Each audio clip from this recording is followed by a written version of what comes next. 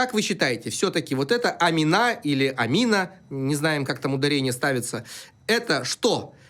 Это попытка установить контроль над мигрантами, чтобы, если что, их отправлять на войну? Или это нормальное такое приложение для того, чтобы контролировать трудовых мигрантов, которых очень много в Российской Федерации? Ну, конечно, это для того, чтобы контролировать, и, как вы правильно определили, это электронный ошейник, ничего иного быть не может. В современной России все делается для того, чтобы, закручивать гайки, контролировать, ну и, по возможности, выцеживать из этих бедных людей, доходя к какие-то дополнительные деньги. Потому что все, что создается, оно еще к тому же создается с определенным зазором для коррупции. А самое главное, что есть вот тот самый неубиваемый туз, это, как вы верно сказали, заключение контракта на войну. То есть, что бы ты ни совершил, заключаешь контракт, и, пожалуйста, тебе все привилегии, все грехи отпускаются, как, значит, в Риме